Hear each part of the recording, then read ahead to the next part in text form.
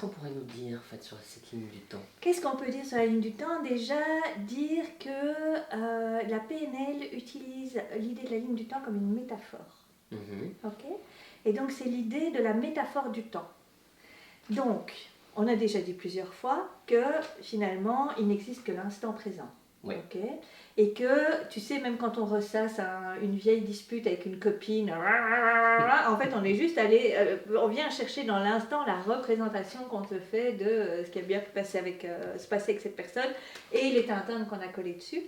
Et donc, la PNL va utiliser la métaphore de ligne du temps pour déjà, dans un premier temps, vérifier quelle est la représentation du temps de la personne. Parce que quelque part, l'idée du passé, l'idée du futur, l'idée même que c'est le passé quelque part qui impacte notre présent, tout ça c'est une construction humaine. Okay. Que la psychanalyse a repris d'ailleurs, c'est leur mode de fonctionnement. La PNL ne va pas du tout fonctionner comme ça. Okay. Donc la PNL, elle va considérer qu'il y a l'instant, mais ton instant peut très bien être impacté quelque part par du futur. Par exemple, si j'ai un examen, elle est passée, c'est quelque chose qui est futur, qui ne s'est pas encore passé, et en même temps, je vais stresser maintenant pour quelque chose qui est futur.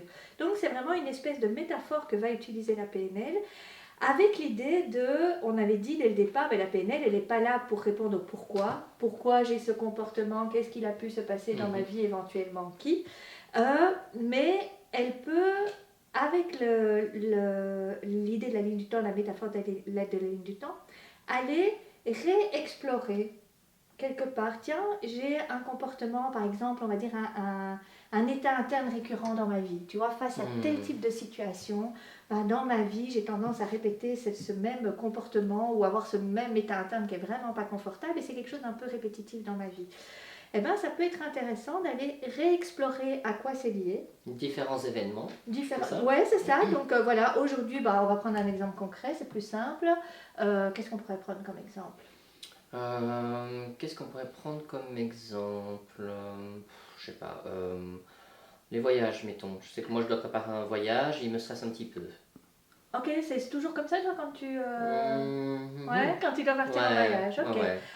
Et tu pourrais venir me voir en me disant, tiens, moi, systématiquement, quand je prépare un voyage, je stresse, c'est toujours comme ça se passe déjà dans mon enfance, voilà. Il y a plusieurs indicateurs dans ton discours qui me font dire, tiens, on va peut-être aller réexplorer, c'est quoi l'événement racine, tu vois, ça vient de où ce truc? Et donc, ce qu'on va faire, c'est qu'on va te remettre dans l'instant. Bon, après, on fait un ancrage, on expliquera ça à ce moment-là et tout. Mais quelque part, on va refaire un pont ici dans le passé. Et on va aller voir à quoi cet événement est lié à d'autres événements dans ta vie. Comment ça s'est un petit peu... Où il y a eu en fait cette même sensation, ce même état interne. Exactement. Jusqu'à arriver à l'événement racine. Qu'est-ce qui fait qu'à un moment donné, j'ai collé par rapport à ce même type d'événement, ce type d'état interne qui est un petit peu le stress dans ton cas, ok? L'idée, ça ne va pas être en PNL de juste on l'explore et que c'est grâce à ça. L'idée en PNL, si on fait ça, c'est juste pour réévaluer le passé. Puisque ce n'est qu'une représentation.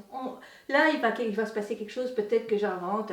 Quand tu avais 6 ans, tu es parti en voyage en Italie avec tes parents, et tes parents, ils se sont juste engueulés à ce moment-là, et depuis, ça génère du stress chez toi. C'est peut-être ça qui va apparaître dans la ligne du temps. Ça ne veut pas dire que c'est la vérité. Okay? Ça n'est que la représentation que tu t'es faite du haut de tes 6 ans, tu vois. Et à partir de là, ce qui va être intéressant en PNL, c'est qu'on va réévaluer.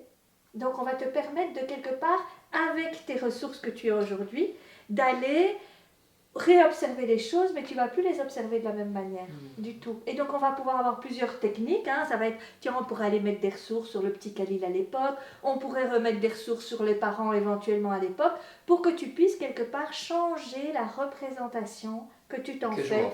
Voilà, toujours le même, c'est toujours un petit peu la même chose qu'il y a derrière, pour décoller quelque part cet état interne qui n'est pas confortable et en faire quelque chose de plus confortable pour toi. Et même, on peut même aller après ça, revisiter à partir de là, revenir dans le temps présent où tu vas pouvoir quelque part, le fait que ça ait changé, ça va te faire réencoder différemment tous les événements pour arriver là. Okay, revenir dans et de ce fait-là, par la suite, ce qu'on peut toujours faire aussi, c'est avec les ressources que j'ai été chercher dans le passé, que je viens remettre ici dans le présent, je peux faire un pont vers le futur. Complètement. Ce qui me permet en fait d'exporter sur un événement futur qui pourrait me stresser à nouveau, quelque chose où là j'ai toutes les ressources nécessaires.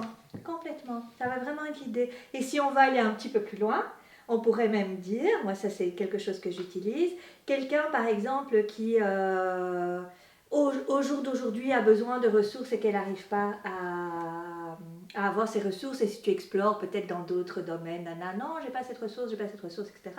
Eh ben, on va aller visiter ton futur et on va aller te visiter dans 10 ans. Quand tu as acquis cette ressource, comment c'est? Et comment je peux ramener cette ressource que tu as dans le futur, dans ton présent. Bien sûr. C'est dire qu'en fait, passé, présent, futur, tout ça n'est qu'une représentation. N'est qu'une représentation humaine. En fait, on peut en faire ce que l'on veut. Il faut juste aller explorer et revenir ici dans l'instant présent. Et tu vas chercher. Et donc, tu peux très bien aller au jour d'aujourd'hui chercher dans le futur des ressources dont tu as besoin. Et ça, en PNL, la ligne du temps est une brique quand même essentielle parce qu'on va la retrouver en fait dans beaucoup de protocoles. Tout à fait. Comme changement d'histoire de vie, le reprinting. Et on va faire aussi ce qu'on appelle de l'éducation à la ligne du temps. Donc il y a vraiment cette idée de, déjà au départ, avant de travailler sur une ligne du temps avec quelqu'un, mais tu vas voir comment il se représente le temps. Tout à fait. Tu vois, comment tu te représentes toi le temps. Est-ce que, voilà, si je te dis, tiens là, par exemple, là je suis assise, où est mon présent pour moi? Est-ce que mon présent, moi là mon présent il est là. Oh, je suis associée au temps, c'est bizarre. Tu vois, mon présent il est ici, mon futur il est là, et mon passé il est derrière moi. Tu vois? Tu vois, ce qui est pour moi totalement différent. Comment il est pour toi? Ici, effectivement, il y a mon présent, tu vois. Mais là, de ce côté-là, il va y avoir mon passé, et là-bas, il y a mon futur. Voilà, tu vois, c'est dire déjà, moi, c'est une ligne droite devant moi. Et tu es dedans, et tu es associé, tu vois. Donc, tu es associé dans ton présent, et tu vois, moi, je l'ai comme ça. Donc, ça veut dire que mon passé, il est dans mon dos. Étonnant. Toi, il te traverse. Voilà, en fait. Il me traverse vraiment. Moi, c'est plutôt juste devant. Tu vois, je suis pas complètement dedans, donc je le vois. Je vois mon présent, donc je peux un peu le toucher, mais je suis pas complètement dedans. Tu le vois, donc tu es quand même dissocié du temps. Il faut qu'il y ait quand même une forme de dissociation. Donc, je le vois. Après, je peux rentrer dedans, me mettre dedans. Ok, et là, je vais aller sentir les deux autres opposés, donc le passé et puis le futur. Mais il y a quand même une toute petite distance. Et donc moi je suis associée au temps, toi tu es plutôt dissociée du temps. Et déjà à partir de là il y a moyen de faire pas mal de choses. Bien sûr. Tu vois? Donc par exemple si moi je suis sur un projet, ok, donc je suis complètement associée au temps, ben, c'est intéressant. Tiens là si je me lève ça va peut-être pas aller. Tu vois, c'est vraiment intéressant de pouvoir sortir de mon présent, et de regarder ma ligne du temps face à moi. Donc je me dissocie du temps et du coup je peux regarder, là-bas il y a mon futur, il y a mon présent et mon passé. C'est déjà plus facile par exemple pour faire de la planification. Tout à fait. Tu vois, dans un bête truc comme ça, juste se dissocier pour des gens hyper associés au temps, regardez, voilà, tu vois, observer les faits ou des événements de ma vie mais en étant un peu dissocié de ça. Tu vois, tout à fait. Et de me remettre dedans. Et on va y retrouver justement des métaprogrammes. Ouais, tout à fait. Voilà. Donc dans le temps ou à travers le temps, associé, dissocié. Ouais.